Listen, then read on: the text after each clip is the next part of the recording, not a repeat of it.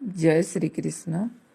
आज तो रमा एकादशी है, कार्तिक मासर आ गर्भणा संक्रांति भी है। तो घरे इटा एकादशी पूजा चलीचे। आ कार्तिक मासरे तुलसी चौरारे तो मुरुज पकाले बहुत बढ़िया है। तो इटा बनाई मुरुज आउ कृष्ण भगवान, विष्णु भगवान, शिव भगवान सब भगवान को पूजा कराहेसी। एकादशी रे तो प्रसाद भी मुक्सिजा मोहन भोग भगवान मनकर प्रिय प्रसाद मान बनासी तो बहुत बढ़िया लगसी। कार्तिक महात्मा भी तो मुझे गैसी मास सारा। तो यहाँ केते सुंदर रंगोली बनी सीमा बनासी। यहाँ प्रसाद बनाई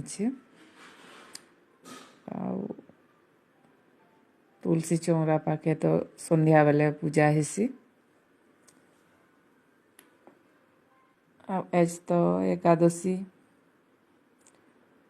रमा एकादशी पूजा पाठ करबारे। कार्तिक मासटा सारा तो पूजा ही करबारे। प्रसाद इटा बनाई इटा पूजा चलीचे। ये घंट पिटुचे, मोर संगे संगे पूजा करी पलेसी। रंगोली टिके बनाले बहुत बढ़िया लगसी। जय श्री राधे कृष्ण।